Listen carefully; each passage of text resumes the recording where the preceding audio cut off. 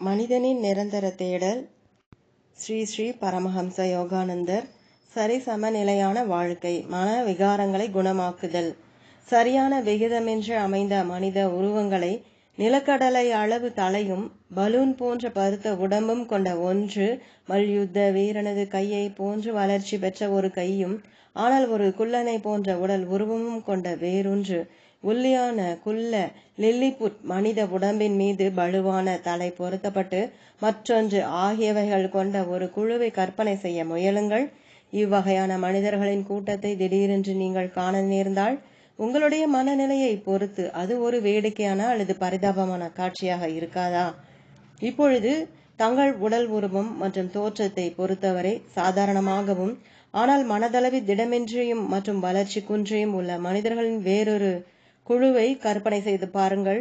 ஆடையானது காயங்களையும் புண்களையும் மற்ற சில அங்க வீனங்களையும் மறைப்பது போன்று கச்சிதமாக தோற்றமளிக்கும் மனித தோல் ஆடை கடுமையான மனநோய்களை பெரும்பாலும் மறைத்து விடுகிறது. நன்றாக ஆடை அணிந்து உடல் ஆரோக்கியத்துடன் இருக்கும் சராசரி மனிதர்களுடைய ஒரு பெருங்கூட்டத்தை நீங்கள் காண நேர்ந்து அவர்களுடைய மன உடல்களை காணும் சக்தி உங்களுக்கு வழங்கப்பட்டிருந்தால் எப்படிப்பட்ட ஆச்சரியமும் மனவேதனையும் நீங்கள் அடைவீர்கள். நீங்கள் அவர்களுடைய மன உடல்களை விவேகத்தை தலையாகவும், உணர்ச்சி மற்றும் புலன்களை உடலாகவும், இச்சா சக்தியை கைகள் மற்றும் கால்களாகவும் வைத்து கொண்டால் இயல்புக்கு மாறான நோயுற்ற குறைபாடுள்ளவைகளாக காண்பீர்கள். சிலர் புலன் ஆசையான பெருத்த உடம்புடன் இணைக்கப்பட்டிருக்கும் வளர்ச்சியுறாத அறிவுடைய மிகச்சிறிய தலையை பெற்றிருப்பதை காண்பீர்கள். சிலர் அளவில் மிக அதீத வளர்ச்சி பெற்ற தொழில் திறமை என்னும் கரத்துடன் உற்சாகம் மற்றும் உணர்ச்சியில் குன்றி வாடி போன உடலை பெற்றிருப்பார்கள். மற்றவர்கள் ஒருவேளை பெரிய படைப்பாற்றல் மிக்க மூளையை பெற்றிருக்கலாம், ஆனால் இரக்கம் மற்றும் உணர்ச்சி என்னும் உடம்பு சுருங்கி உலர்ந்து விட்டிருக்கும். இன்னும் சில தலையும் உடலும் சாதாரணமாக இருந்து மன உறுதி மற்றும் சுய கட்டுப்பாட்டின் வலுவிழந்த முடக்குவாதமுற்ற கால்களை பெற்றிருப்பதை காணலாம். இவ்வாறாக அடுக்கிக் கொண்டே போகலாம். நோயுற்ற மன உடல்களில் உள்ள இவ்வாறான எண்ணற்ற மன குறைபாடுகள் சில விஷயங்களில் குறை வளர்ச்சியையும் மற்றவைகளில் அதிக வளர்ச்சியையும் பெற்று மனிதனுக்குள் மறைந்து உள்ளன. அவை அவனுடைய ஆத்மாவிற்கு இடையூறு விளைவித்து ஸ்தூல உலகில் அதன் வெளிப்பாட்டை தடை செய்கின்றன. இது போன்ற மனோரீதியான நோய்களில் சிலவற்றை இங்கு குறிப்பிடுவது பொருத்தமாகவே இருக்கும். இதனால் கண்ணுக்கு தெரியாத ஆனால் மனித வாழ்க்கையின் எல்லா அழிவிற்கும் முதன்மையான காரணங்களான இவற்றை கண்டுபிடித்து இதை பற்றி அறியாமலேயே துன்புறுகிறவர்களுக்கு இவற்றின் இருப்பை தெரியப்படுத்த வேண்டும். இப்படிப்பட்ட மனிதர்கள் இம்முறையில் இக்குறைபாடுகளின் தன்மை, இரகசிய வளர்ச்சி மற்றும் அறிகுறிகள் ஆகியவற்றை அறிந்து கொண்டு அவர்களுடைய சந்தோஷத்தை அளிக்கும் சக்திகளின் இரகசிய தாக்குதல்களுக்கு எதிராக காத்து கொள்ள முடியும். ஆன்மீக சோர்வு. இந்த நோயானது ஆன்மீக விஷயங்களில் மிகவும் மும்முரமாக இருப்பது போன்ற பாவனையில் மனதளவிலும் உடல் அளவிலும் சோம்பேறியாக உள்ளவர்களிடம் காணப்படுகிறது. இம்மாதிரியான பாதிப்பு உடையவர்கள் கடவுள் சேவை என்ற போர்வையில் உலக வாழ்க்கையின் பெரிய மற்றும் சிறிய கடமைகளை புறக்கணித்து விடுகிறார்கள். இவ்வாறாக சாத்தான் தனது விஷமத்தை அவர்களிடம் காட்ட வழிவகுக்குகிறார்கள். அவர்கள் நம்பிக்கையற்ற தன்மையினாலும் உலக வாழ்க்கையில் உள்ள எல்லா நல்ல அழகிய விஷயங்களை பாராட்ட முடியாத குறையினாலும் பாதிக்கப்படுகிறார்கள். இது ஒரு தொற்று நோய். ஆன்மீக சாதகர்கள் அனைவரும் இதற்கு எதிராக தங்கள் உயிர் சக்தி ஓட்டத்தை நிலையான மற்றும் ஆரோக்கியம் நிறைந்த தகுதியான செயலின் மூலம் கதகதப்புடனும் தற்காப்புடனும் வைத்துக்கொண்டு தங்களை பாதுகாத்து கொள்ள வேண்டும். ஆன்மீக அஜீரணம். இது அரைகுறை ஆன்மீக வைத்தியர்களுடைய போலி ஆன்மீக புத்தகங்கள் மற்றும் பாடங்கள் வடிவத்தில் மன காப்புரிமை பெற்ற மருந்துகளை கண்மூடித்தனமாக அதிகமாக விழுங்கி வைப்பதால் விளைகிறது. இந்நோய் மெய்ப்பொருளை நாடுவதற்கான உண்மையான பசியை கொள்வது மட்டுமன்றி நல்ல மற்றும் கெட்ட போதனைகளை பிரித்துணரும் சக்தியையும் கூட அழித்து விடுகிறது.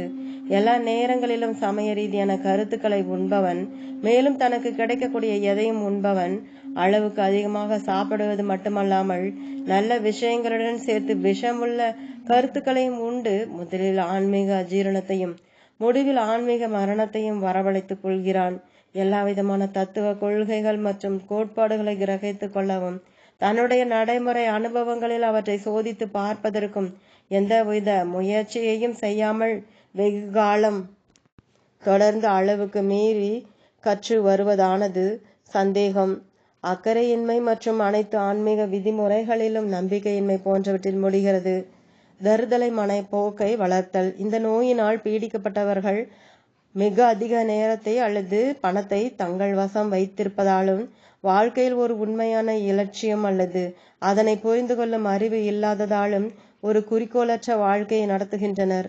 அவர்கள் சபலத்தால் வழிநடத்தப்பட்டு தமது மூளைக்கு தோன்றுகின்ற எதனையும் செய்து கொண்டு தரம் குறைந்த நாவல்கள், மனக்கிளர்ச்சியை எழுப்பும் திரைப்படங்கள் அல்லது மற்ற உருப்படியற்ற பொழுதுபோக்குகளால் வாழ்க்கையை நிரப்பிக் கொள்கிறார்கள். ஏதாவது பயங்கரமான அதிர்ச்சியோ அல்லது நரம்பு சீர்குலைவோ அவர்களை தாக்கும் வரை தங்கள் நோயை பற்றி அவர்கள் அறிந்து கொள்வதில்லை. மனரீதியான ஜலதோஷம். இந்த நோய் விரக்தி என்று அழைக்கப்படுகிறது. நீங்கள் எப்பொழுது அதனால் பீடிக்கப்பட்டு அதனுடைய கசப்பான அறிகுறிகளினால் மன ஏக்கம், சகிப்புத்தன்மை இன்மை மற்றும் பொறுமையின்மை ஆகியவற்றில் ஏற்படும் மன அழுத்த வழிகளினால் துன்பப்பட போகிறீர்கள் என்பது உங்களுக்கு தெரியாது. அனைத்தையும் விட மோசமானது என்னவெனில் அந்த மனநிலை அதிக நேரத்திற்கு நீடிக்கிறது மற்றும் அந்த பாதிப்புக்குள்ளானவர் அதிலிருந்து மீண்டு எழுந்தது போல தோன்றினாலும் அதன் பிறகு கூட அந்த பாதிப்பிற்கு எளிதில் உள்ளாகிறார். மனரீதியான மூக்கடைப்பு. இந்த நோய் நீடித்த உலக கவலைகளுக்கு இடம் கொடுப்பதால் ஏற்படுகிறது. இதனால் துன்புறுகிறவர்கள் தங்களுடைய வலிமை மிகுந்த மன உறுதி என்னும் ஆயுதத்தை பயன்படுத்துவதில் வழக்கமாக அசட்டையாக இருக்கின்றனர். எனவே அவற்றை எதிர்த்து போராடி முறியடிப்பதற்கு பதிலாக தங்களுடைய நிரந்தரமான அச்சங்களுக்கு எதிர்ப்பின்றி பணிந்து விடுகின்றனர். மனப்பிடிவாதம். இதற்கு பலியானவர்கள் மகிழ்ச்சியை தேடும் முயற்சியில் ஒருதலை பட்சமாகி விடுகின்றனர். அவர்கள் பணம்தான் மகிழ்ச்சி அல்லது புகழ் அல்லது ஆரோக்கியம் அல்லது செல்வாக்குதான் மகிழ்ச்சி என்று நினைக்க தொடங்குகின்றனர். அவர்கள் மற்ற எல்லாவற்றையும், இளமை, நற்பெயர், மன அமைதி ஆகியவைகளை அவர்களுடைய பேராசை என்னும் அனைத்தையும் விழுங்கும் பலிபீடத்தில் பலி கொடுத்து விடுகிறார்கள். இயற்கை மற்றும் இறைவனின் அனைத்து நியதிகளையும் கடைபிடித்து செயலுடன் அமைதியை இணைத்திடும் சமநிலைப்பட்ட வாழ்க்கை மட்டுமே ஆனந்தத்தை அளித்து மனிதனுக்கு உரித்தான ஊழ்வினையை நிறைவேற்ற முடியும் என்பதை அவர்கள் மிகவும் காலம் தாழ்ந்து கற்றுக்கொள்கிறார்கள். மனப்பிடிவாதத்தினால் பாதிக்கப்பட்டவர்கள் வாழ்க்கையை பற்றிய அவர்களுடைய கண்ணோட்டம் கோணலாகவும் உண்மைக்கு புறம்பாகவும் இருக்கும் வரை ஏதாவது ஒரு பேரவாவினால் முழுவதும் ஆட்கொள்ளப்படுகின்றனர். உதாரணத்திற்கு, ஒரு மனிதர் தன் தொழிலில் மிகவும் வெற்றிகரமாக இருந்து கோடிக்கணக்கில் பணத்தை திரட்டினார். ஆனால் அதை அவர் உபயோகிக்கும் முன்னரே அளவுக்கு மீறிய கவலையினாலும் நரம்பு மண்டல சீர்குலைவினாலும் இறந்துவிட்டார். மற்றவர்கள் புகழை சம்பாதிப்பதற்காக தங்களுடைய சுய மரியாதையையும் நாணயத்தையும் பலியிட்டு விடுகின்றனர். இந்த ஒருதலை பட்சம் என்ற நோயினால் பாதிக்கப்பட்டவர்கள் தங்களுடைய உண்மையான லட்சியத்தை தவறவிட்டு விடுகிறார்கள். அவர்கள் தாங்கள் மிகவும் விரும்பிய குறிக்கோளை பெற்றுவிட்டதனால் மட்டும் உண்மையான மனநிறைவை அடைய முடியாது. ஏனெனில் மனிதனின் இயல்பானது பல்வேறு கோணங்களை கொண்டதோடு ஒட்டுமொத்த வளர்ச்சியையும் கோருகிறது. மத பிடிவாதம். ஆன்மீகவாதிகள் என்று அழைக்கப்படுபவர்களிடம் காணப்படும் இந்த கொள்கை தீவிரவாதம் ஏதாவது ஒரு கொள்கை அல்லது கருத்தினை அனுபவ சோதனைக்கு உள்ளாக்காமல் அப்படியே பற்றி கொள்வதால் ஏற்படுகின்றது. மேலும் சத்தியம் மற்றும் முற்போக்கான பகுத்தறிவு சிந்தனை ஆகியவற்றினால் பரிசோதிக்கப்பட்ட நியதிகளுக்கு எதிராக கோபம், வெறுப்பு ஆகிய ஆவேச உணர்ச்சிகளுக்கு காரணமாகிறது. இந்த மத ரீதியான பைத்தியக்காரத்தனம் இறைவனுடைய எளிய நியதிகளான அறிவுத்திறன், வளமை, தேக ஆரோக்கியம் ஆகியவற்றிற்கு கீழ்ப்படியாமல் இருக்க வழிவகுக்கிறது. ஆன்மீக கோட்பாடுகள் கற்றுக் கொடுக்கப்பட வேண்டும். தேக நோய்கள் தெளிவாக உணரக்கூடியனவாகவும் வலியுடனும் ஒவ்வாததாகவும் இருப்பதால் நம்முடைய தீவிர எதிர்ப்பு சக்தியை தூண்டுகின்றன. மேலும் நாம் அவற்றிற்கு உடற்பயிற்சியினாலோ உணவு முறையினாலோ மருந்தாலோ அல்லது மற்ற சில நிச்சயமான குணமாக்கும் முறையினாலோ சிகிச்சை தர முயலுகிறோம். ஆனால் உளவியல் ரீதியான நோய்கள் மனிதனின் அனைத்து இன்னல்களுக்கும் மூல காரணமாக இருப்பினும் தடுக்கப்படுவதோ அல்லது உடனடியாக கவனிக்கப்படுவதோ இல்லாமல் அவை மோசமாகி நமது வாழ்க்கையை நாசப்படுத்துவதற்கு அனுமதிக்கப்படுகின்றன. கல்வியாளர்கள், தேக பயிற்சி வல்லுநர்கள், போதகர்கள், சீர்திருத்தவாதிகள், மருத்துவர்கள் மற்றும் சட்டம் இயற்றுபவர்கள் வாழ்க்கை மற்றும் மனித இயல்பின் எல்லா விஷயங்களையும் எவ்வாறு இணக்கமாக விருத்தியாக்குவது என்பதை தாங்கள் முதலில் கற்றுணர்ந்து பின்னர் மற்றவர்களுக்கு போதிக்கும் பொழுதுதான் அவர்கள் நாகரிகத்தின் உண்மையான வளர்ச்சியை துரிதப்படுத்த முடியும். இதுதான் அனைத்து உலகமும் தேடிக்கொண்டிருக்கும் உண்மையான கல்வி மற்றும் முழு விதத்திலான மனித பண்பாடு ஆகும்.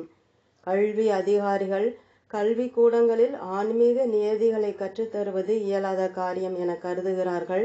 ஏனெனில் அவர்கள் அந்நியதிகளை பல வகையான முரண்படுகின்ற மத கோட்பாடுகளுடன் சேர்த்து குழப்பிக் கொள்கின்றனர்.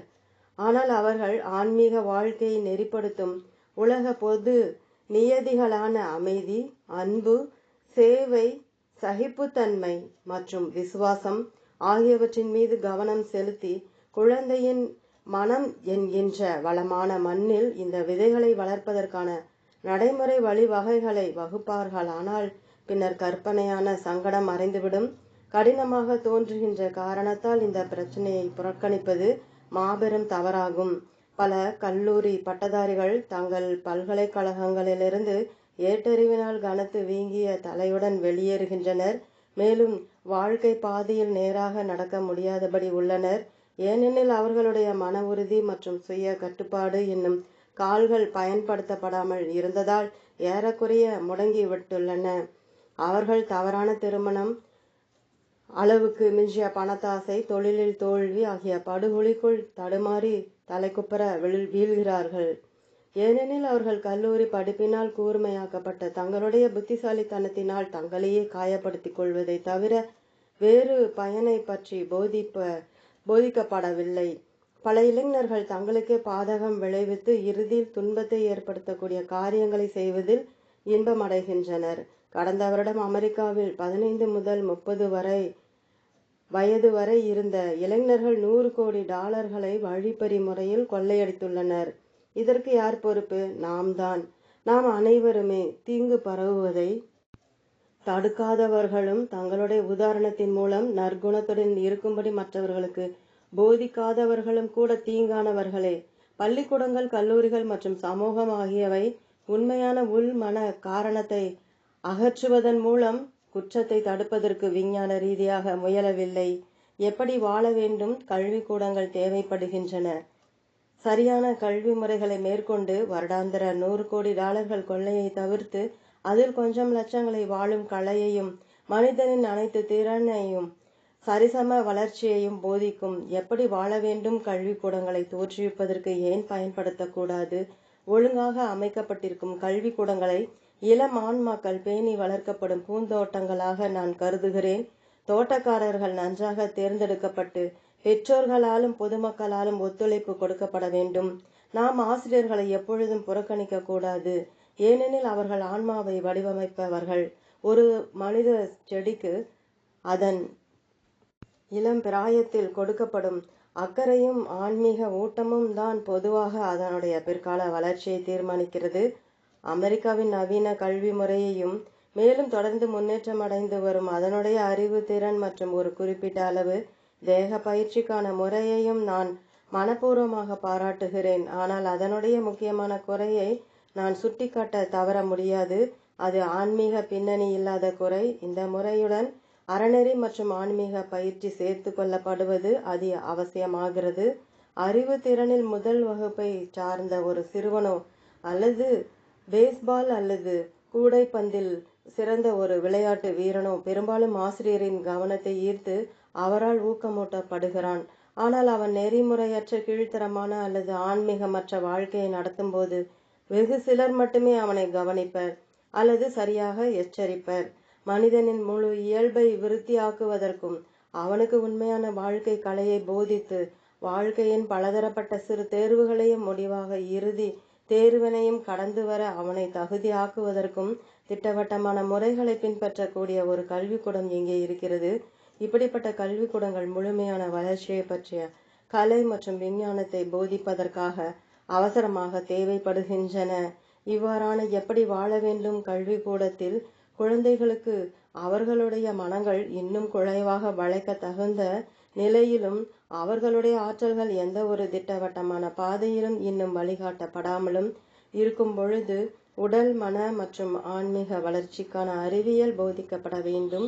வயது வந்தவர்கள் கூட நல்ல பழக்கங்கள், வேண்டத்தகாத பழக்கங்களை நீக்கிக் கொண்டிருக்கும் சமயத்தில் சம்மதத்தையும் பொறுமையையும் கடைபிடிப்பார்களேயானால் அவர்களும் கூட இரவு பள்ளிகளில் படித்து தேர்ச்சி பெறலாம். ஒரு முழுமையான பயிற்சிக்கு பிறகு இப்படிப்பட்ட கல்விக்கூடத்தில் படித்த மாணவர்கள் வாழ்நாள் முழுவதும் உள்முக நோக்கு பரீட்சையை இடைவிடாமல் மேற்கொள்ள வேண்டும். இதனால் ஆரோக்கியம், புகழ், திறமை, செல்வம் மற்றும் சந்தோஷம் ஆகிய பல பட்டங்களை வெல்லலாம். இந்த சொற்பகால உலக வாசத்தின் முடிவில் இறுதி பரீட்சையின் முடிவுகள் வாழ்நாள் முழுவதும் நடைபெற்ற பலவாறான பரீட்சைகளில் வென்ற சாதனைகள் மற்றும் மன ஆன்மீக பட்டங்கள் ஆகியவற்றின் கூட்டு தொகையினால் நிர்ணயிக்கப்படும். இந்த மகத்தான இறுதி தேர்வில் முழுவதுமாக வெற்றி பெற்றவர்கள் ஆன்ம ஏட்டில் நிரந்தரமாக பொறிக்கப்பட்ட இறை தன்மை வாய்ந்த தன்னிறைவு, ஒரு சுதந்திரமான மற்றும் மகிழ்ச்சியான மனசாட்சி மற்றும் அருளாசிகளுடன் ஆன பட்டத்தை பெறுவர். இந்த அரிய வெகுமதி அந்து பூச்சிகளினால் அழுகலாக்க முடியாதது, கள்வர்களால் எட்ட முடியாதது, காலத்தால் அழிக்கப்பட முடியாதது, மேலும் மெய்ப்பொருளின் சமூகத்தில் கௌரவமான நுழைவிற்கு அளிக்கப்படுவதாகும். ஓம். தொடரும்.